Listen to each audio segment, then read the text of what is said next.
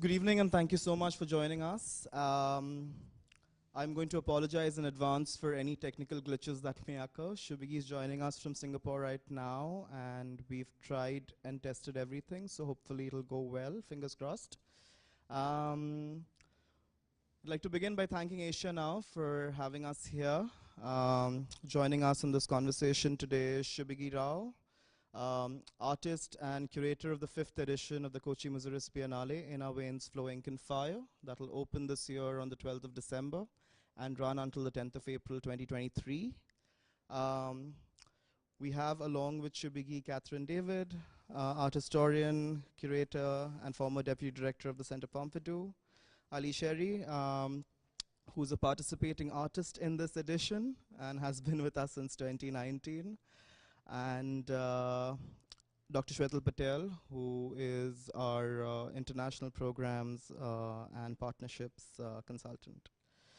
And my name is Mario D'Souza. I'm the director of programs and on the curatorial team for the 5th edition under Shubhigi Rao, and we welcome you here today.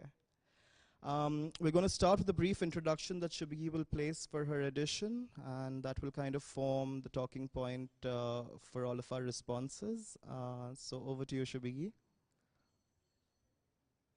Hi, thank you. I hope you can hear me clearly. Please signal if you can't. I apologize for not being there in person, but I was unable to make it this year. I've actually I'd just like to give a really brief introduction to this edition of the Biennale. And I'm sure that Shwetal, who's been there since its inception, would be able to talk more about the Biennale and the foundation in general.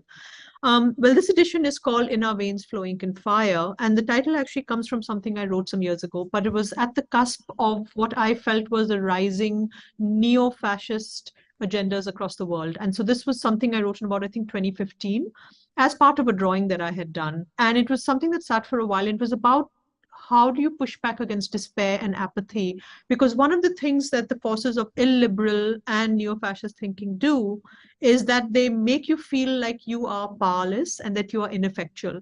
And I think for a lot of us in the arts, we already struggle with that sense of being disenfranchised or being unable to understand the power of what it is we do, the point of what it is we do also sometimes. And with the massive climate crisis and the way we're hurtling towards extinction, it's just this sense that we don't have the tools to sort of regain our place in this world, so to speak.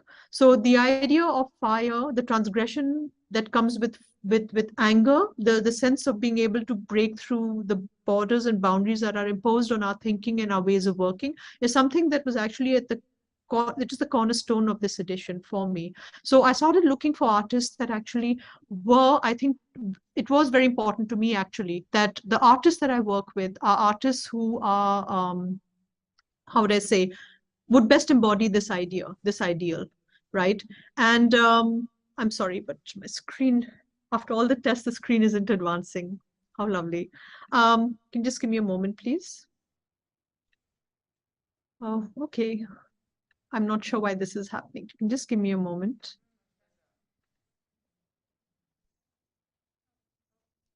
Okay. To me, a Biennale is more than a place where artists are sort of willy-nilly put together, or it's a sense of collisions, or you create connections between artists who actually, or practices that may not have much in common with each other.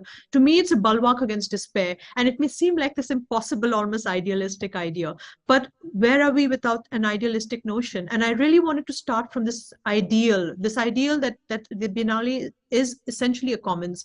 I mean, we hear criticisms of biennales all the time because it's very fashionable to do that. And I want to just also mention one thing. We often hear about how the proliferation of biennales is a bad thing. I mean, in some ways, yes, perhaps environmentally at least. But I often hear this criticism from people from the Euro-American world. And what it really means is that why are there so many biennales in the global south? And I think one of the reasons we have it is actually cause for celebration. So for me, that's already a fertile ground within which to have very beautiful collisions and accidents to happen. So I feel that when you talk about this impossibility of push of the arts, and especially a biennale being a pushback against despair, just remember, all of us as humans, what do we do in the face of the most fraught and dire conditions? We come back to our poetry, our languages, our art, our music, and our optimism and humor. So optimism and humor, when dealing with the most fraught and dire ideas or traumas, is actually, to me, the most powerful thing. It's the possibility of storytelling as strategy, and also the transgressive fire of satire, and the power of ink, the power to tell, the power to speak, the power to make. And so this edition, therefore, is these very different practices under conditions that are joyful and grim. And of course, this was something I thought of pre-pandemic. And during the pandemic, of course, I thought, do I need to revisit my curatorial note? Do I need to rethink this? Turns out I really didn't, because it's as apt during and, dare I say it, post-pandemic. I mean, having said that, I don't know if we're actually post-pandemic. But yes, I feel that there is darkness, that even in the darkest absurdity, there is optimism. And this Biennale, that has traditionally been a celebration of artistic practice, started by artists, always curated by artists. It is a celebration of artistic thought, practice, desire, yearning, and also, I think, incredible optimism. So for me, all we need for an ideal to exist is for us to behave as if it already does. And I think that was the impetus and the background to my conceptualization. And so we have 84 artists and collectives. Please excuse the tiny screen. You can just go to eFlux and read the whole thing. It's all up there. I mean, the tiny sort of font on the screen. This is actually the artist list so far. It's not all 84. The full list will drop in closer to the Biennale. But I'm really delighted that we have one of our artists here, and also an artist who has been steadfastly part of this Biennale since 2019, when I first invited him. Ali's work is really remarkable, and I think it's best that he speaks about it himself. But I'm so delighted that the work that we're going to be showing is a work that he's been talking about with us since 2019. But I mean, this is a list. You can look it up on eFlux as well. I want to just briefly run through a few artists. You get a sense of what I'm talking about, and that it's not all guff when I say things like optimism in the face of the grim.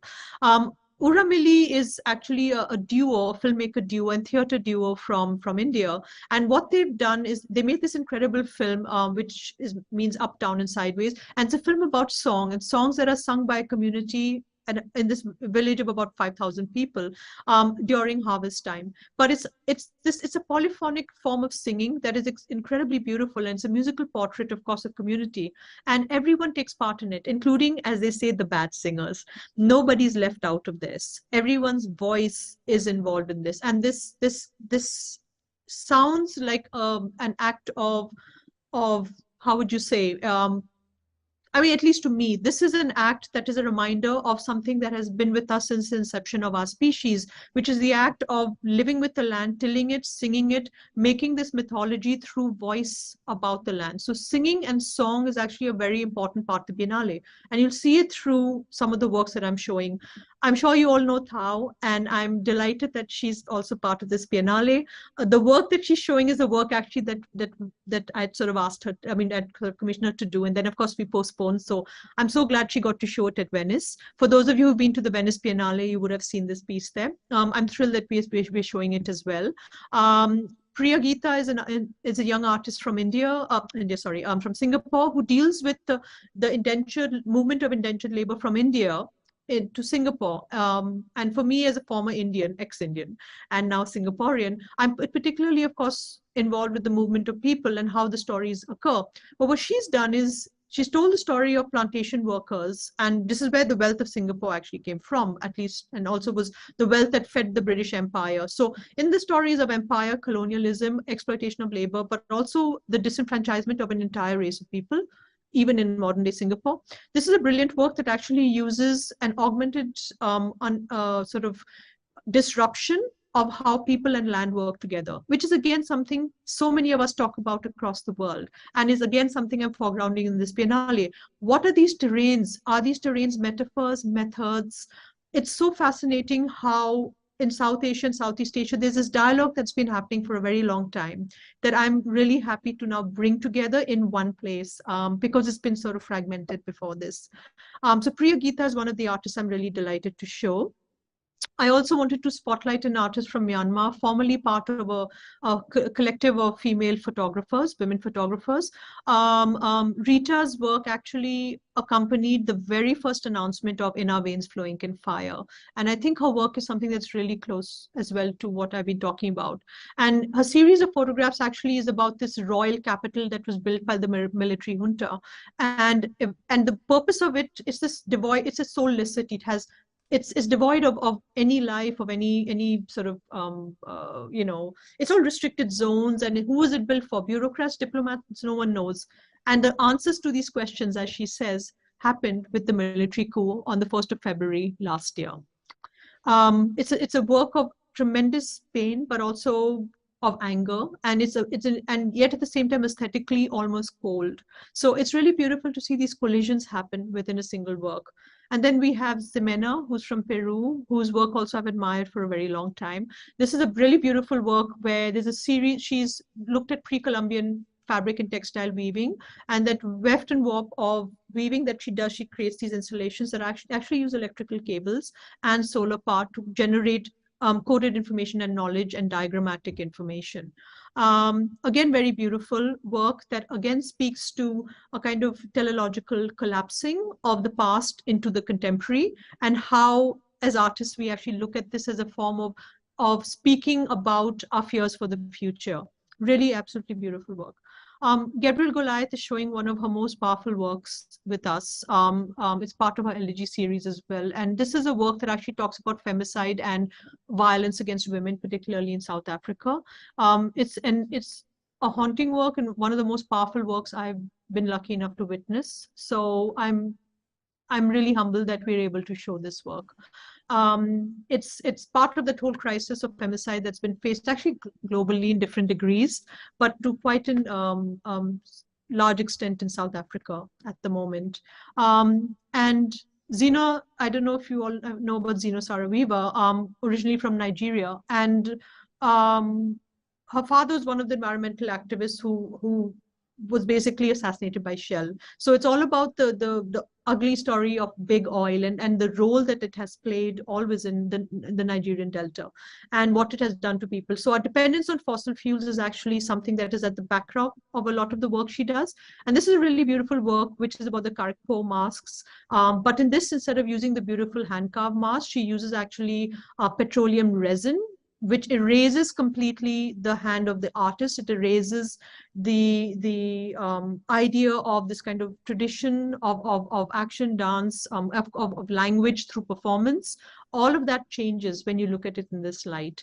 So these are all the things that I think are at the forefront of a lot of our concerns about the fears of the future. They're all interlinked, but they're also almost celebratory in their defiance of giving into those fears, of giving into that despair.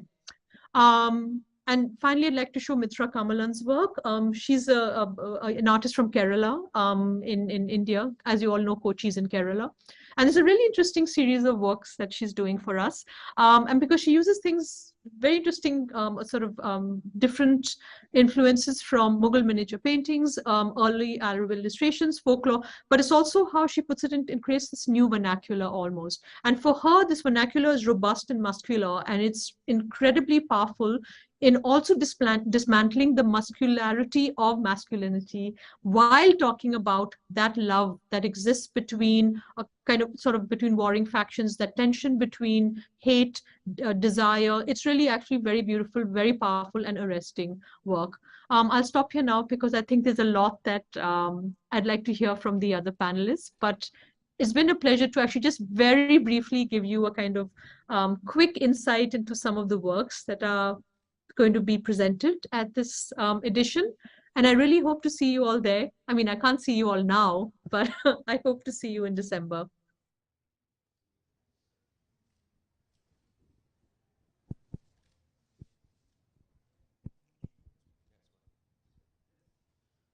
Thank you, Shubhigi. I think we'll start with Ali.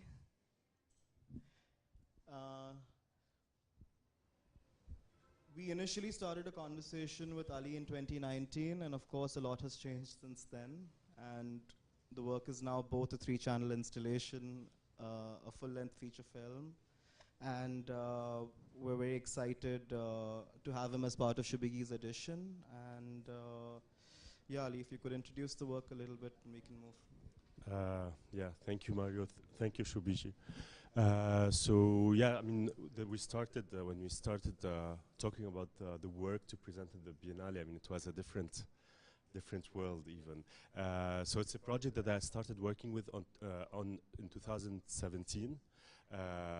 And that I went, so it's for those of you who saw the work that is in Venice Biennale, it's shot in northern Sudan, on a brickyard in northern Sudan near a dam, a hydroelectric water dam on the Nile River. And I went, so I started preparing the project 2017. 2019, we went to shoot, and that's when it was the beginning of the uprising, the revolution in Sudan. And while we were shooting, there was a coup d'etat, and Omar al-Bashir, the dictator who was there for 30 years, was overthrown. And we had to evacuate and leave the country because we didn't know at the time what was going to happen. So when we were talking, I mean, the project had stopped because of the revolution. And I was hoping to be able to be back and finish it. So we started discussing the possibility of showing the work, but was all in a way like a theoretical discussion. So then COVID happened, 2020, and then so I went back in 2021 and shot and finished shooting the film, and then the work, I mean, was shown in Venice. So, I mean, the whole calendar of how things were supposed to be completely changed. But I just want to comment a few things. I mean, on I mean the themes of the Biennale and what was, I mean, the points of contact or of joint interest when we were having our discussion. So the film. There's like 3-channel video installation called Of Men and Gods in Mud. It looks at mud as the materiality of the imaginaries, as the potential materiality of, you know, the emergence of something new. We know how throughout humanity we've always saw in this coming together of earth and water, the founding mythology of humanity, from Gilgamesh to Adam, that's created from mud, to the golems. I mean, we've always saw in this mixture the rise of, you know, these creatures that tell the story of humanity. So I was very interested in placing in working in 2 temporalities, a very current moment of these workers working today next to a dam that is considered one of the most destructive projects in the world for the ecology, for the nature, but also for local populations. And at the same time, a different temporality, which is thousands of years of production of these bricks. I mean, these workers still make the bricks in the same way they were done for a very long time, from the pharaonic times. And so the revolution happened to, you know, like to take place while we were working on this project. And all of a sudden, I mean, there was this added layer of looking at the materiality of the imagination, or the possibility of the imagination as a political strategy for change. I mean, as Mario mentioned, there's also a fiction feature film that I've made in parallel to this project called The Dam. It's currently, I mean, been shown in festivals. It will be released in cinemas in France on 1st of March. It was presented at Cannes des Réalisateurs in Cannes, and I mean, since we're presenting, touring with it. And in the film, I mean, we followed one of the brickmakers, and there's like a parallel between the story of the brickmaker and the story of the revolution. And I was interested in how these authoritarian regimes, one of the first things that these regimes do is they take hold or take hostage our imagination, where we're unable even to imagine a world where they don't exist. And I think there's like the first step for for change, of to create resistance, or as a strategy for political change, is to take back the space of the imagination. Like, we have to be able to imagine a different world in order to start working to create this world. So there is this parallel. I mean, it speaks a lot also about ideas of resistance that goes through, I mean, through storytellings, through the imagination, but really as a concrete political strategy.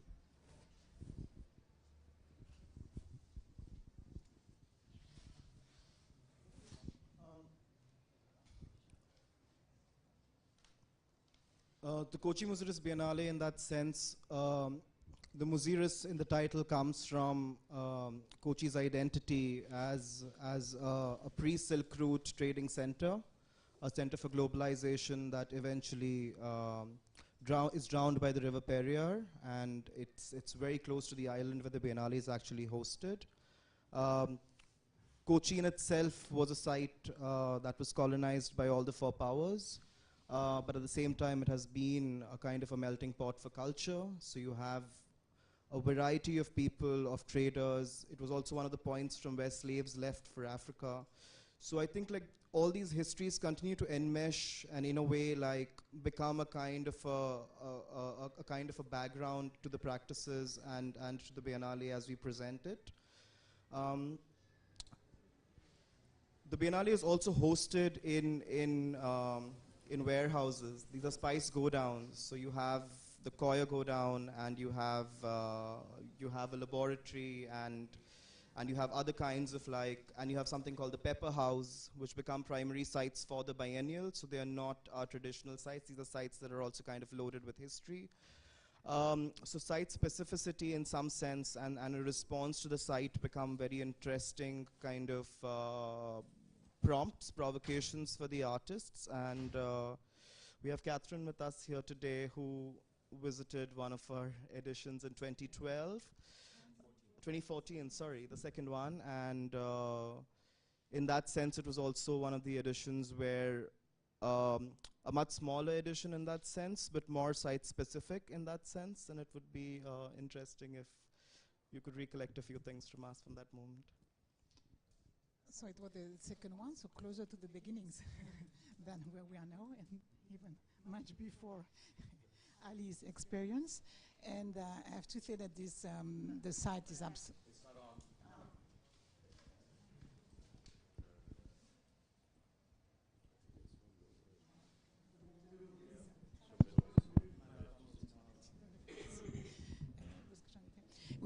and it's got this point of the site, you know, because in this case it's.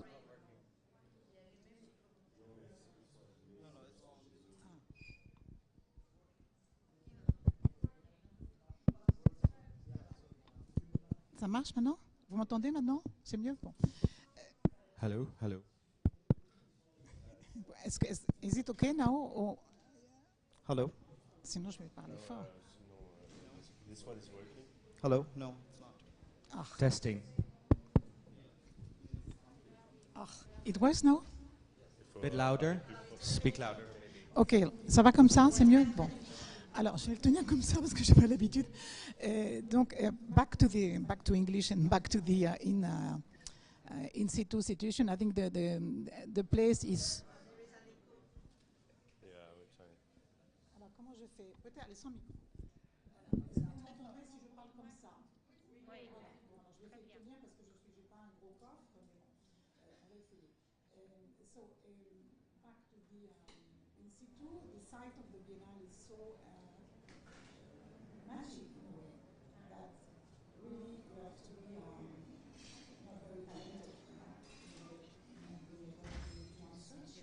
What I found extremely interesting with the Biennale is that contrary to many Biennales or exhibitions and in situ projects I visited, and I visited quite a lot in my life, I remember very well certain spots of this Biennale, beginning with, I could mention, of course, because Montreal is one of the major works in this edition, which is part of the Pompidou collection, the museum collection in Pompidou, which was the amazing installation by Belika Garcia in the Spice Shepherd House. I could mention with theory, but more with the concept and how you work out the Biennale. What I found extremely interesting, and I hope it's something which will be kept, that it's a rooted Biennale. You know where you are. So by rooted, I don't mean folkloristic, I don't mean illustrative, no. I mean being in a place which is not trying to look different from what it is, in a place which is trying to function in Biennale time, as it is functioning with the people on normal time and in the year. It's something you feel in the way people are circulating, they feel low, they enter the crowd, they don't feel like oppressed by the cultural discourse.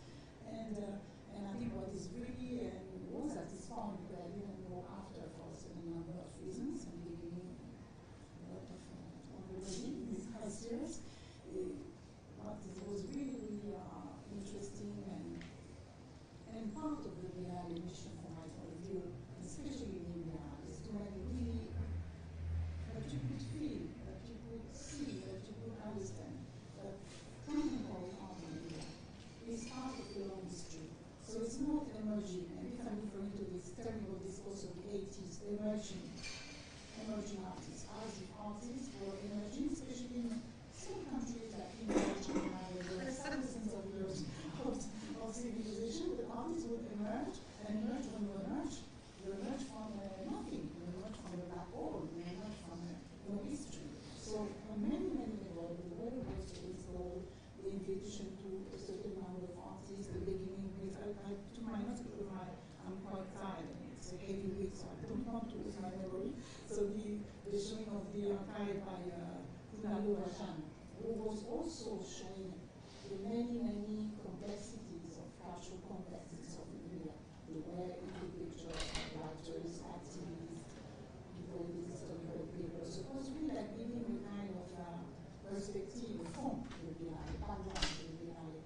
And of course, with more recently echoing like what Diane Singh built the first time, or close to the first time she was installing images, documentary images into this kind of furniture and structures. And it was a very interesting display, and a very strong echoing to two different documentary practices, two different moments in the place that she's now working there.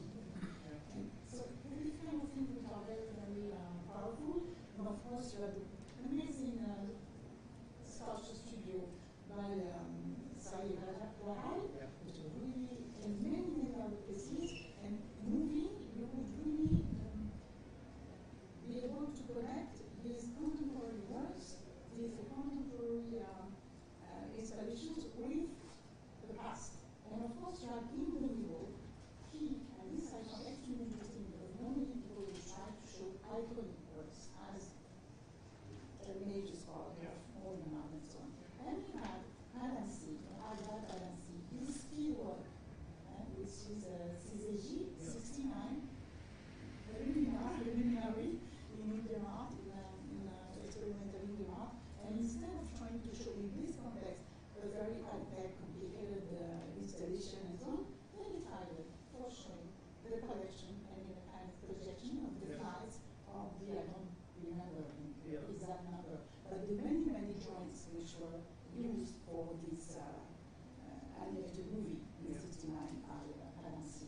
So this was very quiet, not too far from a very interesting painted pen by Clemente. Nothing about Francesco Clemente doing this kind of work. It was very, very powerful. And after, and unfortunately we have no images here, I didn't know that if not we have a few images that we kept.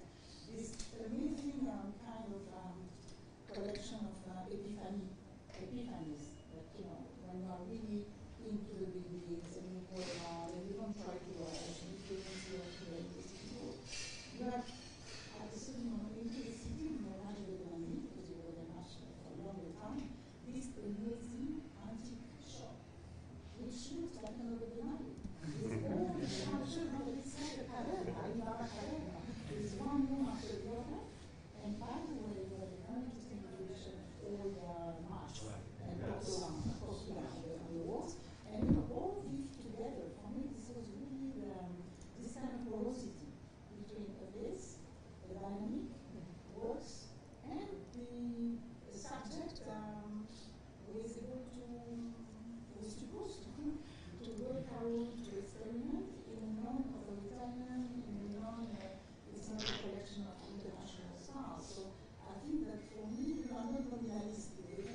Biennale started, I just tried with too many years. But I'm not a nominalist, so I keep Kochi, and I really found it as a very, very, one of these very few circumstances where you really, not only experiment the works, but sometimes you want to always formulate the point. Why is aesthetical production? Why is aesthetical work? Is for and for whom and under what conditions? And I think that with many, maybe Chopin won't agree. From my point of view, even the slight dysfunctionings, all the dysfunctionings, and everywhere in documentary, everywhere. And even with the slight dysfunctioning due to climate, it was not at all the issue. It was never disturbing from a strong relationship to the work and the concentration on the experiment. So I think for all reasons, I think that the question is really forbidding. Thank you. Can you hear me? Yeah, okay. I wanted to respond to something you said, Shubhigi, earlier, and also Ali talking about mud and water. And for those that don't know, Kochi Muziris, Kochi-Muziris, which Mario alluded to, Muziris was a port on the southern tip of India. It's about 35 kilometers from where Kochi is. In the 1320s, there was some sort of cataclysmic event. Scientists don't really know, but some kind of tsunami, earthquake, we don't know. And Muziris gets covered in mud, and it disappears. And later on, in the 17th and 18th century, amateur scientists and geologists and archaeologists keep seeing this name Muziris on maps, on old Roman maps, Phoenician maps, and so on. And they start looking for the location of Muziris. And each meter of excavation in the site that is now considered probably where Muziris is, it's a little contentious because it was a long time ago, there's not many records, but each meter of excavation is 100 years of history. And they're down 20 meters, or maybe more now, and they're discovering things from Rome, from Africa, from the Levant, from Asia, and so forth, and things that were used for trade, and it's informing another narrative of history, which I think that we have really embraced, this idea of a pre-Enlightenment idea of cosmopolitanism that existed here, the first synagogue, the first church, the first mosque outside the Holy Lands, coexisting fairly peacefully. The only place in 2,000 years that the Jews were never expelled from. So I think that we use this as a kind of a beginning to have a conversation with artists and thinkers around what that means. And of course, as Shubhigi alluded at the beginning, we're really a far away from that cosmopolitanism today, even in India, sadly. And so I think that was something that we really want to foreground, and I think it becomes therefore a really fertile site for artists and thinkers and practitioners to come in and work, in most of our cases, site-specifically. And I think the sort of jadedness around the proliferation of biennials around the world is also around a kind of homogenization, that they tend to feel and look the same. Or there's a kind of curatorial class that sort of, jumps from biennial to biennial. I think what maybe the reason why Kochi has sort of sparked imaginations, I think, in its very still early stages, we're still, working on our 5th edition, is that I think that the artists that we've had curate since the 1st edition, and now Shubhigi, really approached the site in a very site-specific manner. They didn't come with a kind of toolkit of ideas to then sort of supplant. They really think very organically from a bottom-up around the local history, the contemporary history, the site, the buildings that we have, and also the many, many constraints and challenges we have, working in a place where there isn't arts infrastructure, where there isn't museum spaces. And so we've had to create all of those things over the years, and I think that it's shaped the character and nature of the project, and I think it's also shaped the artistic response to the site. So I wanted to say those few things. And I think it's also known as the People's Biennale for many reasons. I mean, at the end of the day, what we were trying to do when Kochi was started was to, in a way, create an encounter for audiences in South Asia with contemporary art, like in the flesh, in the making. Kochi is also a biennale where you don't have VIP previews. It opens on the 12th of December to everybody, and that was really, really important for us to truly make sure that the city, the island, has a kind of an ownership to it. And most of our audiences at the end of the day come from South Asia, so what does it mean for them to encounter this diversity? And Shubhigi, in fact, in this edition, she's with 70% new commissions. She had the great joy and timing of having traveled 40 cities just before the pandemic hit. So I think it's been quite an incredible journey to be a part of, because I think for Shubhigi, she went out there and she picked practices that she truly believed in, voices and methodologies that she truly believed in, and the curatorial framework kind of came to her as she met people and as ideas came through, and in a way it enmeshed with her own practice. Shubhigi was an artist with in the 2018 edition of the Kochi Muziris Biennale, where she again goes back to the idea of creating new mythologies and telling new stories, and it somehow continues to be a kind of a recurring strategy for the Kochi Biennale Foundation and for the Kochi Muziris Biennale, is to be able to and this is why we thought of this kind of a framing for the talk today, was to think of how stories can be used to diffuse majoritarian narratives, to kind of challenge them, and to in a way how can arts and cultural workers like preface the making of new histories, the fabrication of new histories, of new fictions, to be able to challenge that which sits as state-prescribed majoritarian knowledge. Shubhigi, maybe you could speak a little bit of this journey that you embarked on, and I mean, you were in Kochi yourself since 2018, and then taking on this role as the curator, and just being able to travel. You're also possibly the first curator who's been able to weave that long history of affinity between South America, Africa, and South and Southeast Asia. Yeah.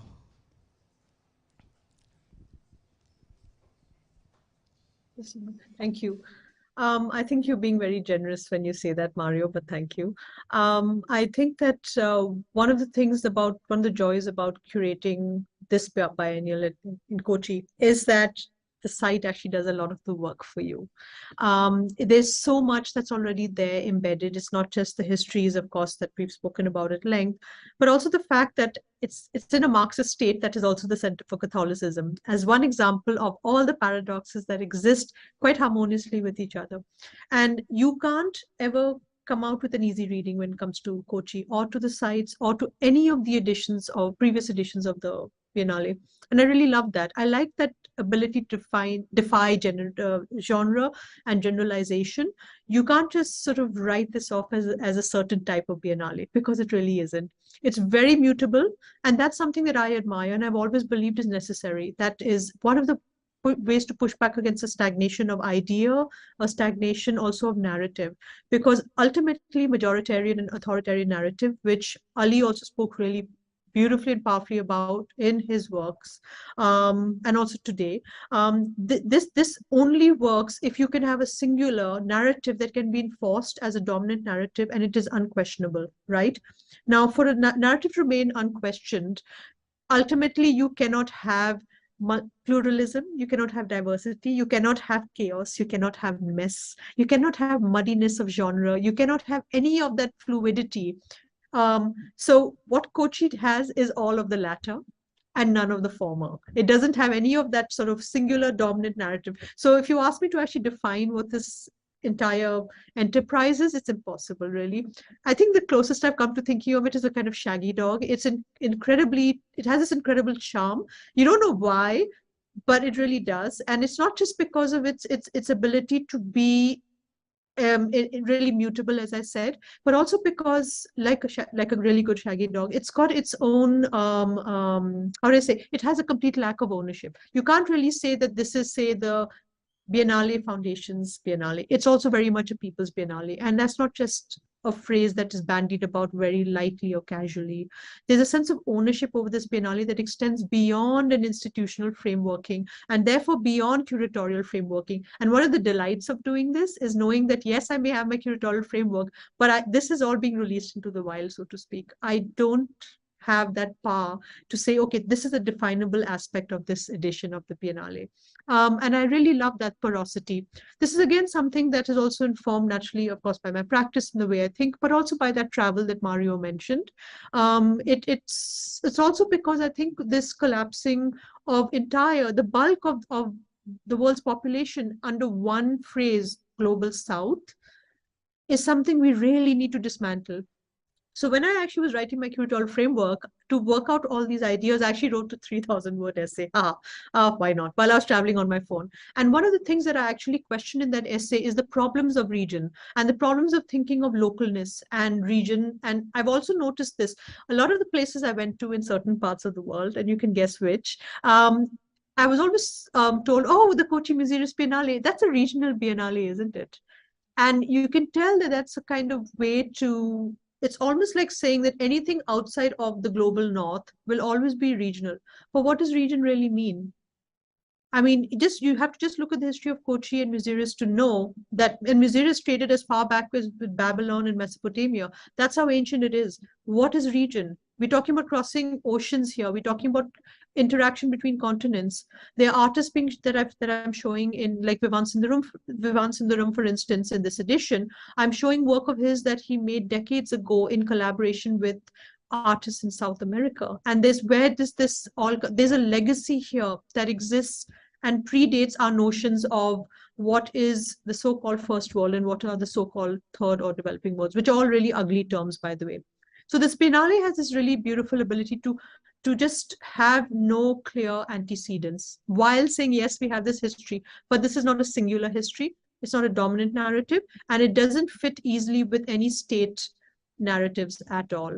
I think it's hard again to try and paint this picture here, but I hope that you get a sense, for those of you who haven't been there yet, to get a sense of actually how extraordinary this Biennale really is. I think that this sense, all of this also comes with problems. It comes with challenges. But again, a challenge means you just have to think of a way to work differently. So you can't rely on your usual methods. You can't rely on your usual museological way of looking and thinking. You can't rely on conventional exhibition display. We're talking about sites where climate control is the ultimate challenge.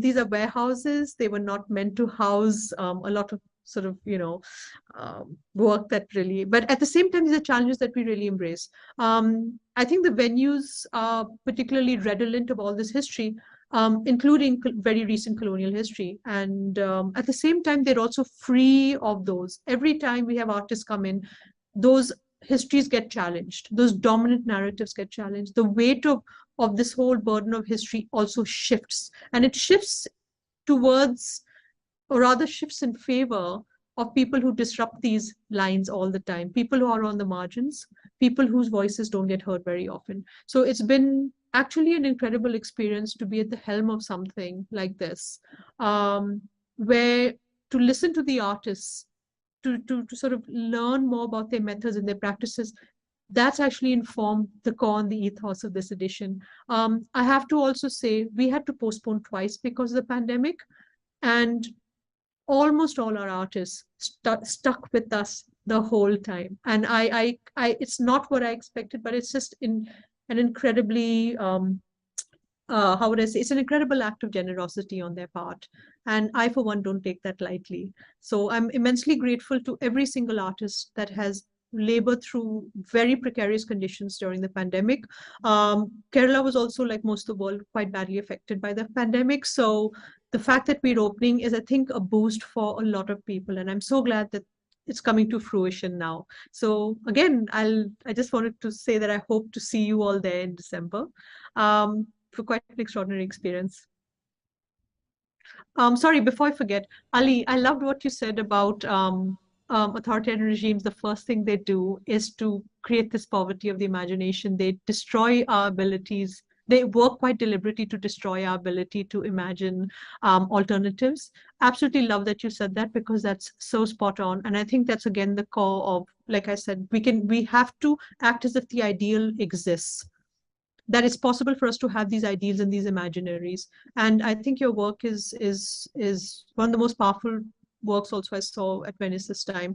And I'm so happy that we're getting the opportunity to show it. And thank you again for sticking with us so long. I just want to mention something. So it's important to say that. So I think this kind of collaboration is very important for artists, and I feel that we went through the pandemic together because there's always these discussions about do we postpone or not, like how do artists feel about it. So it was every time like asking this question, what do we do now? Do we still postpone? So I'm happy it's finally happening. I just forgot to mention one point, of course, but it's so obvious, but nevertheless, that it's a Biennale happening in the southern part of India, so that when you have so many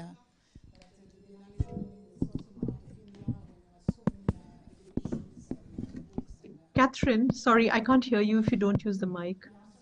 Sorry. Testing, testing, testing. You have to hold it really close. Okay, so like that.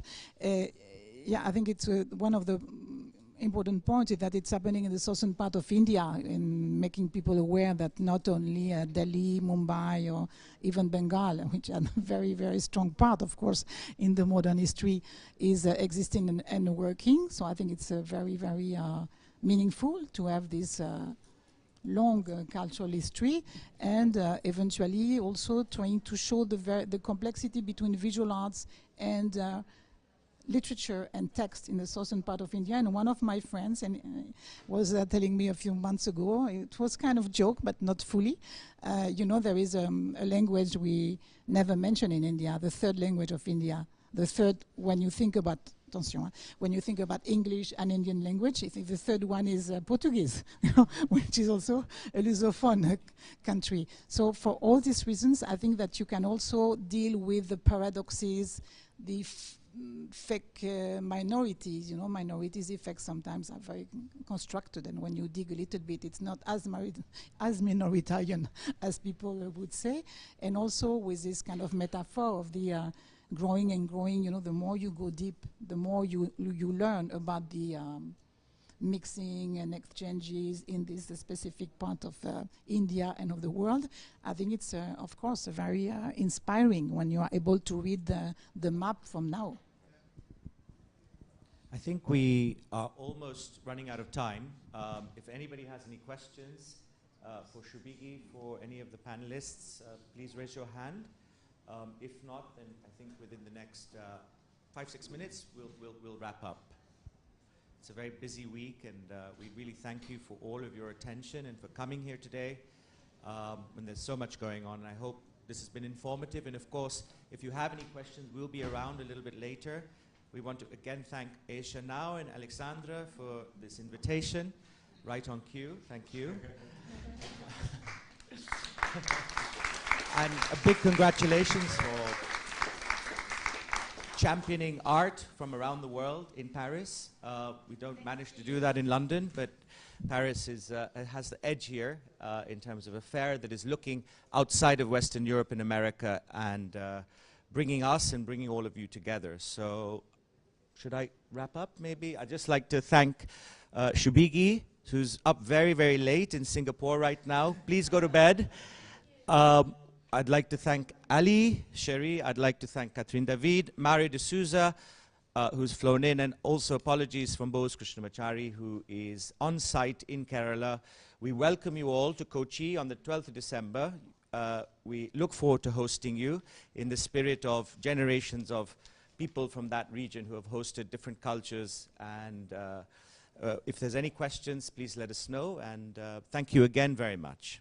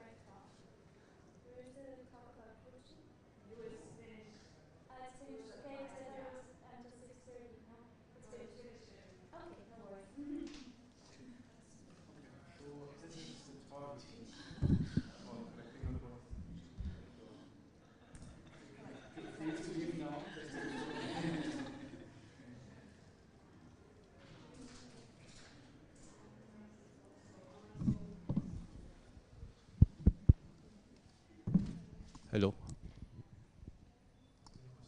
Hello. Hi. Huh?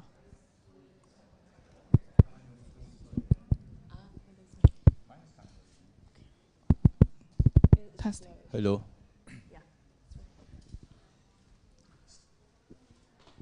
Testing. It's working.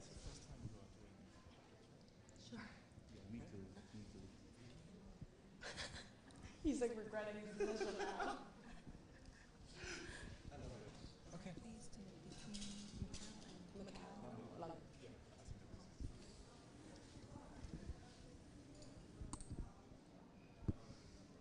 Someone coming in?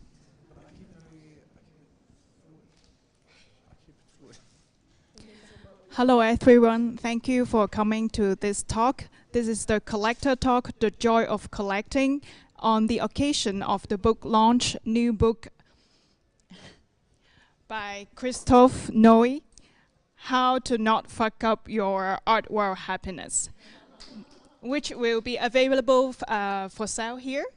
And today's talk will be hosted by co-founder of Larry's List, Christophe Noy, with two collectors, Monique Leung, based in London and Macau, and Timothy Tang, based in Manila. And so they will share with us the joy of collecting art, both art collectors. Vico, thank you very much. Vico is my dear colleague, and we do have the streaming, so we have to keep it very. Here we're sitting on the stage and you're there, but otherwise it would be nice to have an intimate conversation round table, because that's actually the idea. We would like to share more about why we are excited about the collecting. And to start off with, I'm pretty happy now.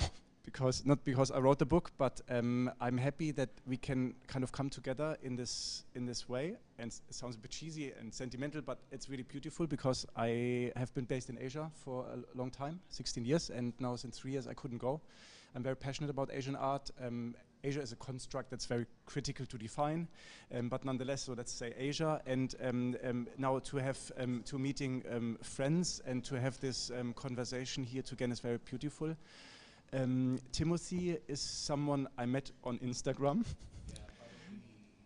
maybe 4 years ago in Milan, because Timothy is working in the luxury furniture industry, and I'm now mostly based in Milan, which is the global headquarters for luxury furniture. And I did a shout out on Instagram. And I said, who's in Milan for Salone del Mobile? And then Timothy said, I am. And I said, I'm coming from Manila. And I was very excited. And then we met. And out of this, really, this chat, a beautiful relationship has developed. And Timothy, you are, of course, we exchanged to start about not only furniture, but also you are a seasoned collector. You have been collecting since a number of years. Western art, not only, but I think the focus is more on the emerging side. Yeah, I started Western like 4 years ago. I was collecting Filipino art for the longest, maybe 10 years in total. But for last 4 years ago, because I've been traveling a lot, I was inspired by the different side of the international art. So I've been going to museums, like galleries, auction houses. From there, it started to develop my taste, and then it just happened. Like one day, I was in Hong Kong, and then I was talking to my friend, and like, oh, I like this show. I won't mention who. And then, no, my first one was. No. So she sent me the PDF the day before, and the day after I met her, and the show is for a Paris branch. So yeah, and then I called her like midnight after she sent me the PDF.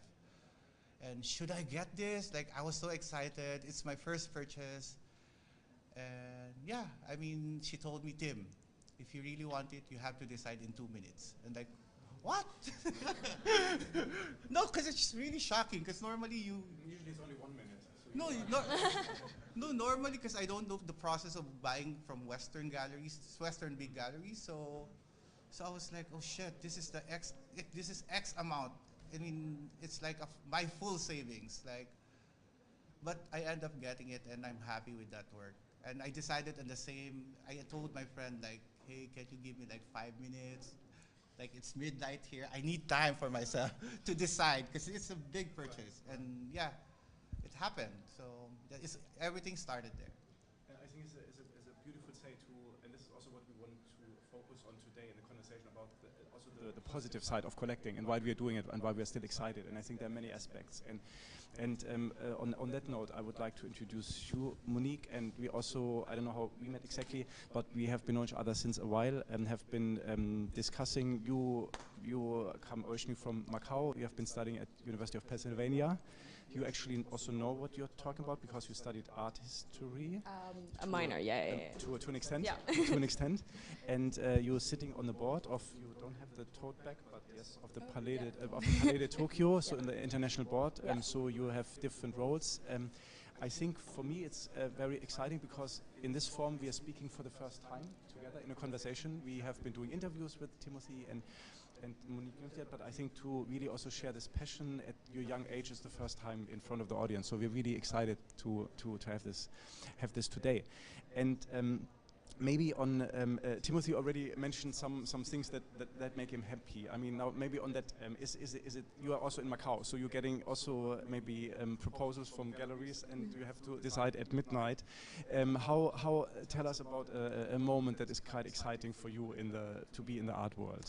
I think the thing that makes me really happy about being in art world is the people, the community. It really doesn't matter kind of your friends, what age they are, even if you have a different opinion with them, they really just appreciate that, okay, you're passionate about art, I'm passionate about art. It's kind of like, you know, different from football where like, oh, you're Man City and I'm Man United.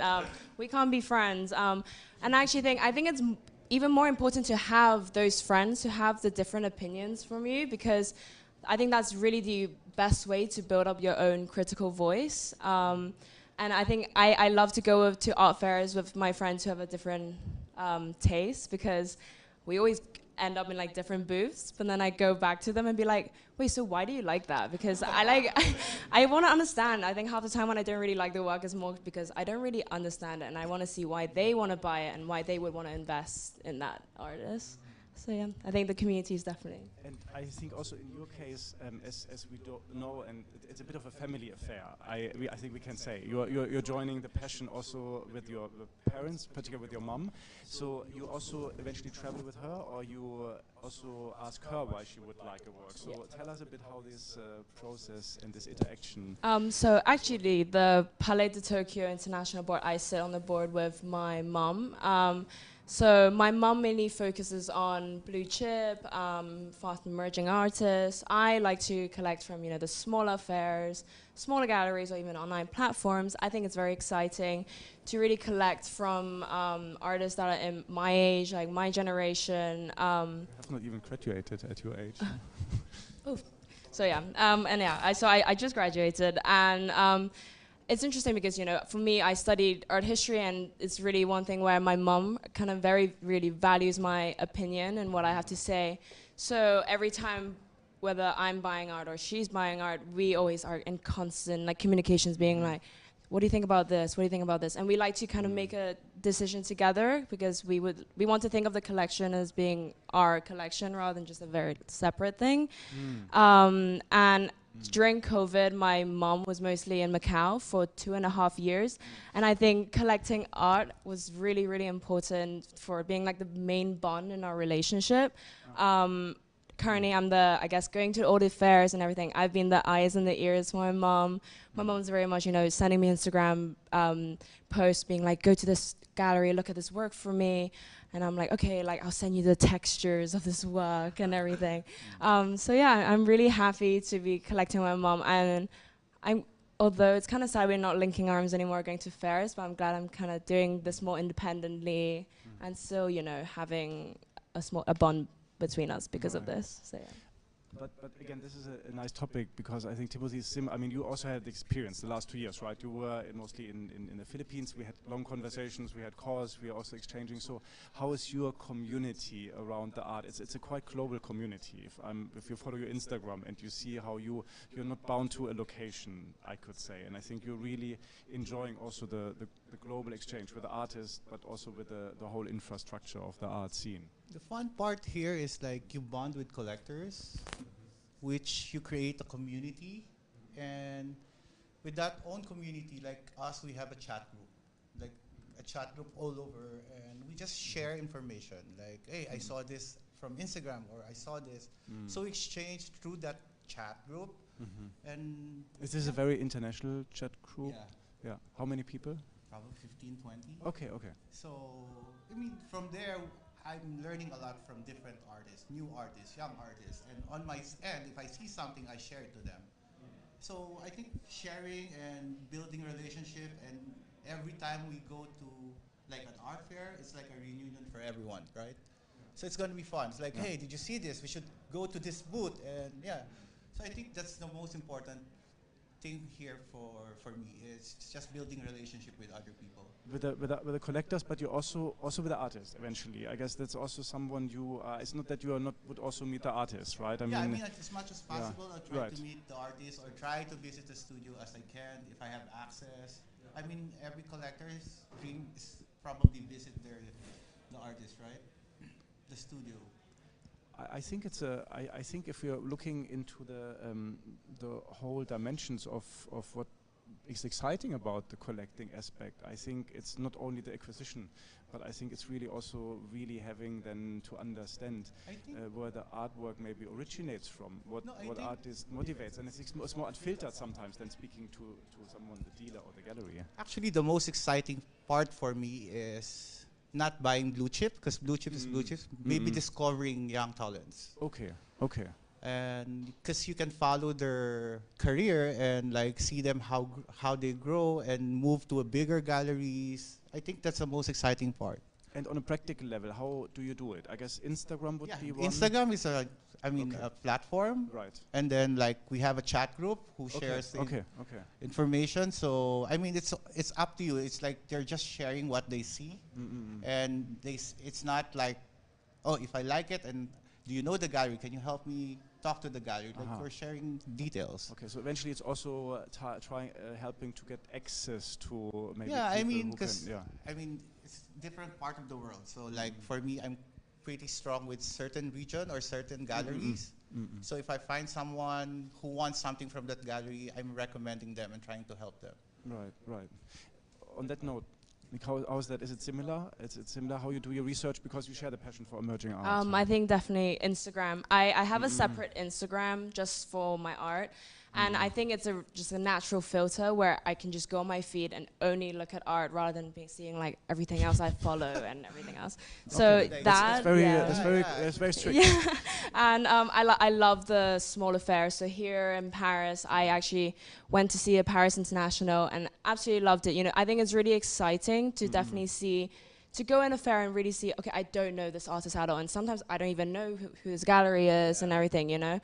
And especially for me, I went to Frieze. We both went to Frieze last week, and a lot of times, I mean, a lot of galleries overlapped, and they did Frieze and Basel this week. And obviously, the blue chips are very exciting a lot of times, but I think something hits different to see young artists and something fresh, right? Exactly. And in a way, I think I love exactly what you mean by following them along the journey, but I think when they know they're a blue chip artist, well, more like I would want to buy from an artist from the start because they are really putting in their maximum effort to build up their career, and I want to support the artists, obviously, if I can, along the way throughout the different stages and buy from them as they are slowly growing, but I wouldn't say, it kind of discourages me a little bit when I know the artist knows that they can effortlessly sell anything they produce, because they are the most wanted artists and the hottest artists of,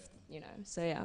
When to finish that, when the attitude changes, would you then lose interest eventually also? Because I had a similar experience. it's amazing to see an artist in the artist studio, but it can be also the totally opposite. You're loving a work, you meet the artist and say, "Poh," right? So it's not always as maybe as supporting as we wish. I mean, in the ideal case, you're also fascinated by the persona, but it's not always maybe the case. I would say I luckily haven't had that experience yet, Great, but great. I would know me. I think sometimes meeting a younger artist, they're very, very excited. I met an artist in Basel, and then I bumped into him again at Paris International, and they saw me just walk past, and they already came up to me and be like, "Oh my gosh, you're here." And I was like, wow, I'm really like, am I that memorable? Like, no. Because I mean, I've also been very lucky to have gone to an amazing artist studio, and I can for sure tell you, even if I walked up to them straight in their face, they will never recognize me, even if I told them being like, oh, I came to your artist at this date. So, but yeah, I think it's really important to see when an artist really values their audience and just people that are passionate in their work, not just their collectors who has bought their works, you know? There are many continuations of this conversation. One of them, and I wrote in this book, I also said it's beautiful to share, but there's also risk to share, because we must also realize that we are in competition with many other collectors. I see quite a few around, right? So at the same point, it's like, you know, you're I don't know, I'm not going to say insider trading, right? But you're actually in it sounds so technical, but to a certain way, you also can, as a collector, influence the market, right? And it has occurred to me that I discovered an artist which I found very beautiful. I very naively shared on our Instagram account, which is has a nice followership, and then I did not have the chance to collect any works anymore because other people already, looking into it, galleries are picking up, and then I think, well, super cool, and I don't mind, but at the same time maybe I'm holding a little bit back until I have acquired a work for myself, and maybe then I start to share. So is this now very strategic? I think it's very strategic. Right? I mean, I'm doing the same thing. I'm not sharing info, I'm just posting blue chip artists. but, okay. But the younger artists, I'm quiet. So your Instagram account is not necessarily what you Exactly. Right. Yours is a bit different. I kind of just post really what I see. I don't explicitly say like, oh, I've collected this artist, but I kind of just say, oh, I saw this artist, or I like this artist. In a way, I think, we are all there to support the artists because we really like them. And I think, sharing it on Instagram and, kind of having that transparency, I think in a way, it's definitely better for the artist because it's a great way to all support the artists together. But I know what you mean. I know I do have a lot of friends that are kind of gatekeeps the artists that they find. They're very secretive about it because they're like, oh, I don't want someone else to see that from me. Not yet. But I think since the market that I go for are the very young artists that not a lot of people. I don't know. I have a friend here actually that we were discussing. We discussed the work yesterday, and he's giving me the eye right now because I bought the work already, like right in front of him. But we're still friends, I hope. So. We're gonna cut out this part of the talk later. No, but I told him I fully support. I hope one day we both have a work from the artist. So Okay, beautiful. Yeah. Similar. I mean, yeah. There are different roles of a collector, and if we're now saying it very simple, we could say someone is putting money into the market, right? Which is something we should respect in a way, because it also gives the whole infrastructure behind often a living. It's not only artists, but the ecosystem around. There are different roles of the collector. One of them we talked about, that's maybe giving them exposure on digital channels. What are other means how you say you do or you want to support maybe also the art in all its variety? You mentioned you're on a board of a museum, so what are things that are exciting for you apart from the pure collecting? Honestly, being on the board, I've been very lucky. So with the international board for Palais de Tokyo, we are a small group of, I think, we're capping out around 20 collectors from all over the place. I mean, I've had the friends this morning with friends from Panama, Belgium, Prague, and they all have foundations in their respective countries. And we try to host trips to all go together and visit artist studio, and just kind of, using each other's like helping each other with different connections, and, so that we can share with each other the artists what they're doing, and also really just showing like again not gatekeeping their collection. They're really also sharing to each other, being like, we have these artists from different stage in their career as well. Yeah. Maybe you have the same artists as well. But Okay. yeah, it's been I think it's very exciting to be that side, or like kind of being a patron in a museum as well. And I think if you are maybe have advanced a bit more in the collecting career, which Timothy you have, there's also one thing that is for me quite interesting, that you also will make your collection more publicly available, and there's actually coming up very soon. Yeah, thanks for the help of my friend Ricky here. So she introduced me to the board of the Met Museum in Manila, and I was so happy because they are really keen of showing my work to the public. So we're finalizing details, but hopefully we'll open the show in December. I am showing my collection, private collection in Met Museum. In the museum. Yeah, this December. And what do you expect out of it? What's the intention? Why do you do it? I think the intention is to share what my journey is for the past 4 years in collecting Western art. Basically, this part of my collection focus more on Black artists. So, and it's gonna be something new in our country. I don't think like most of the people are familiar about Black artists. So that's why I want to share this collection. And this is the first time you're gonna this show? is the first time. This is the first time. Okay, and what is your expectation from the public? As you said, it's something that maybe I don't know. I mean, probably could inspire them and maybe give them ideas on what's happening outside the country. Because in the Philippines we have a very strong local collectors, follows local artists. So I think maybe, and also some of the students there, they don't have access. And they can see what's happening outside the actual work. So, I mean, it may inspire them. And is this planned as an exhibition that will start in the Philippines, but then also there are some other stops for that, or how do you envision? I hope so, but I think Manila first and see what will happen. I mean, I don't know what will be the reaction of the people, but let's see. It's pretty interesting. Timothy, I said it in the beginning, you are very much coming from a furniture design profession, and then you're having the art, and I think we really resonate fully with this idea of bringing all together. You're having an amazing interior, you are having design pieces, you're having the art. How do you create your own private surroundings? And we can see it on some of our Instagram and some of the interviews, but what is your idea to bring things together? For me, because, okay, I just renovated my place maybe 5-6 years ago. So I was talking to my designer and he was like, Tim, let's do monotone. I mean, the whole place, the wall is gray, your furniture's fabrics gray or black, flooring is gray, and then I want you to highlight the walls with colors. So that's the whole idea. That's why I got inspired. And when I purchased I have my local collection that time in the house, which looks really great, fabulous. I'm so happy. And then when I shifted to Western, it just started like I'm buying pieces because I'm curating it for my own self. So any type of artist, like expensive ones, or younger artists emerging or established, like it's basically me. So I'm very inspired with colors. I love colors. So I'm keen. If I see a red or an orange color, it's like, oh shit! Like I have to like. You hold you back. Like okay, let me think first. Like I want.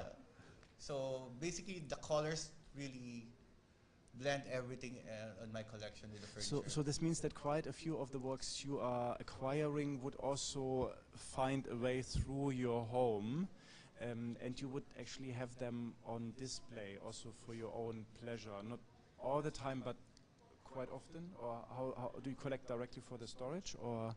Yeah, I still have Also- works in the storage. And some I put it Mm. in our showroom, which Mhm. I think was featured in your Right. article, yeah. I mean, there's a luxury because you can use also then the office space Yeah. as a kind of an extended, yeah, extended living private. room, yeah. Right. Which okay. Monica, how do you see that? Is the works, if you see them, is this something again? You have the minor in the art history, so you're looking at from different ways. In how far is it also important that the work can be integrated into your private sphere? For me, yes, because of my art history education, I've always been attracted to artists that really likes to reference back to like other artists from either Hellenistic Greek or even Renaissance, Baroque. I think it's important for me because I think, okay, like you're an artist, and yes, you're painting very well, but I also want to know you also, are getting inspirations from and had the education as well from learning all about art. And but then again, there are obviously some works that I'm just very attracted to the works aesthetically as well. So I think it really depends. And since I'm, I guess, collecting like a young collector, I'm still learning how to collect properly and to build my collection properly. So. Is there a work at the moment that the top work at the moment, is there a top list? One of the work that really you have, I don't know, in the living room around you, that you every morning you get excited about seeing it? So actually my first ever work that I bought is from as a local Hong Kong artist from a Hong Kong gallery.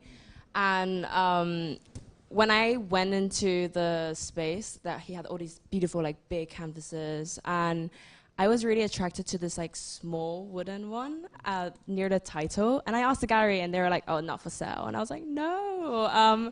And I then honestly just followed the artist and I honestly just DM'd him and I was like, hi, like I really, really loved your work. Do you by any chance have another one?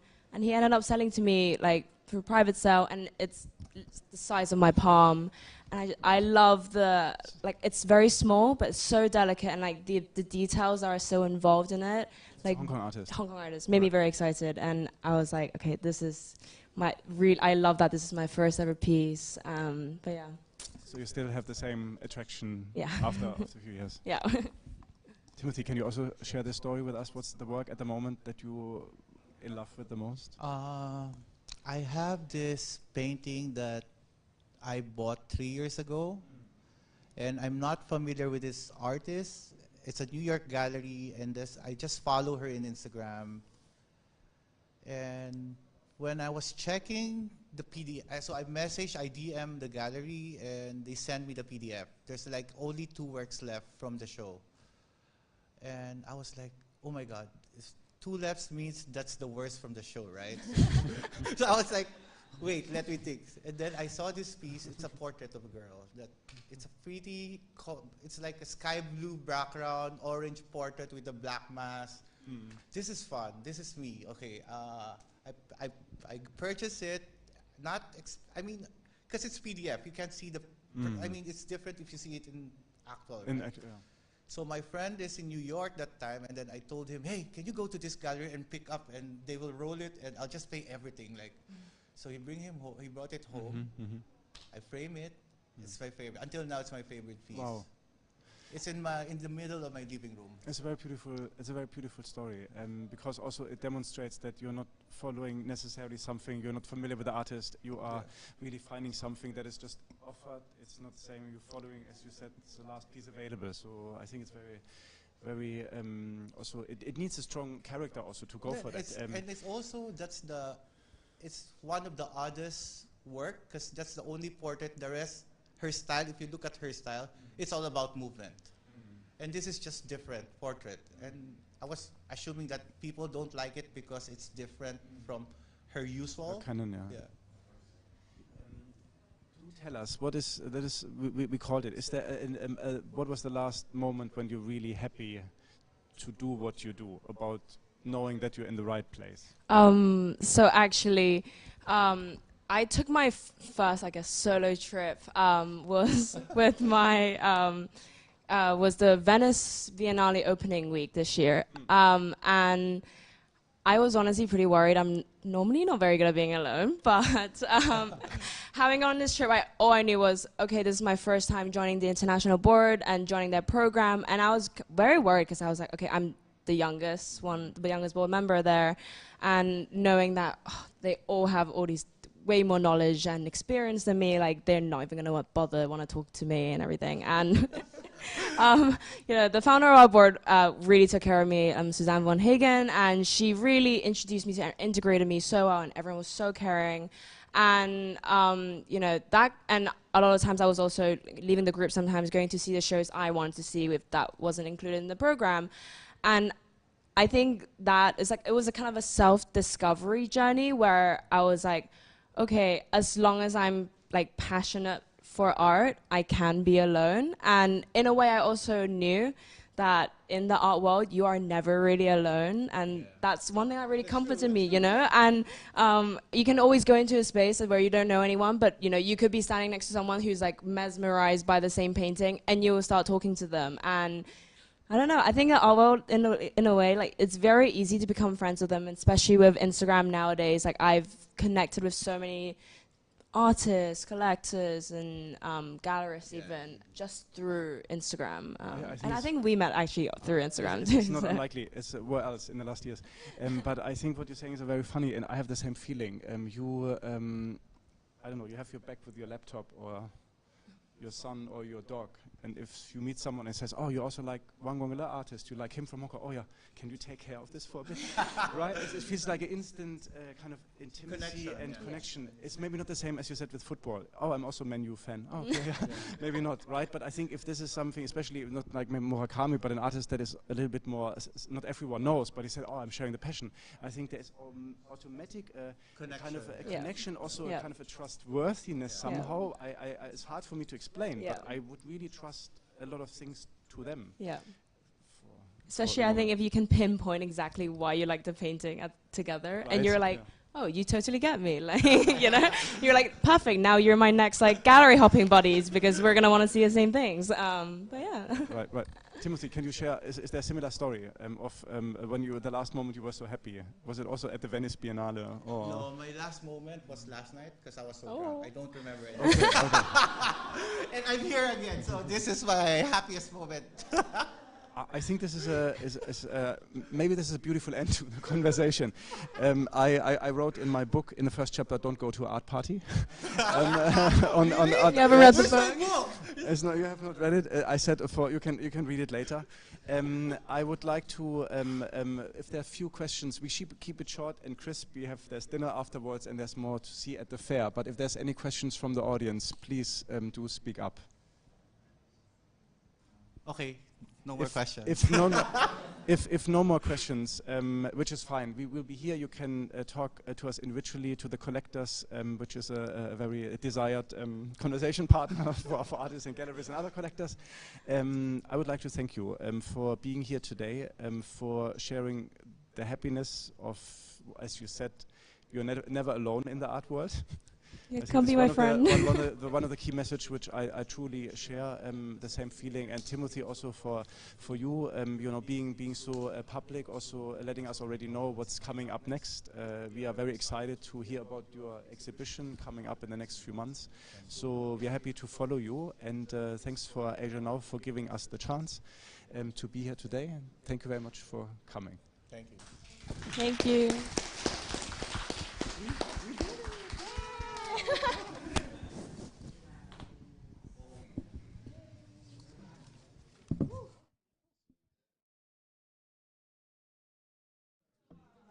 Here are the books if you available for sale if you are interested.